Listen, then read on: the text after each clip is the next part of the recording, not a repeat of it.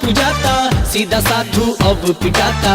चोर गुंडा अब पूजाता, सीधा साधु अब पिटाता। जाने है कल युग में अब का करी है विधाता। हई देखो कथा से पहले यहाँ पर शादी बटाता। हई देखो कथा से पहले यहाँ पर शादी बटाता।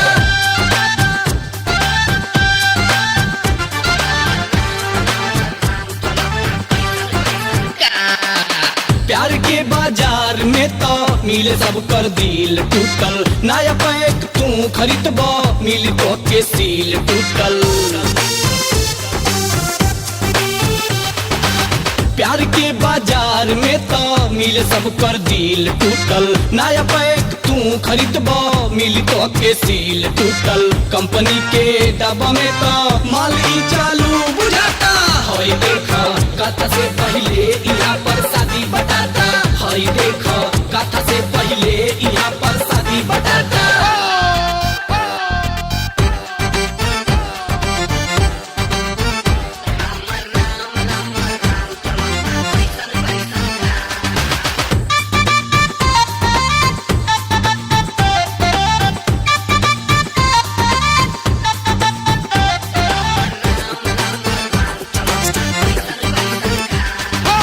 देश की जनता अब तो खैला बिना रोज मरे। देश के अनाज सारा दैल गोदामों में सरे।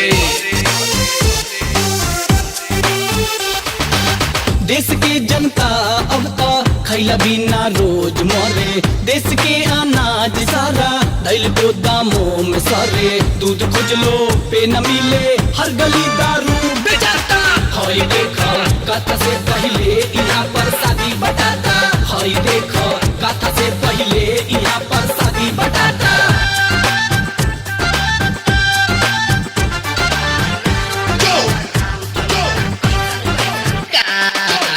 आबरू नीलाम हो जाए बाकी पैसा चाहिए मोटा। धर्मशाला भले न मिले, हर शहर में चले कोठा। आबरू नीलाम हो जाए बाकी पैसा चाहिए मोटा। धर्मशाला भले न मिले, हर शहर में चले कोठा। बाट देशवा महान संगम और खरी नारा दिया था। हई देखो कथा से पहले यहाँ पर शादी बटाता। हई देखो कथा से पहले यहाँ पर शादी बटाता।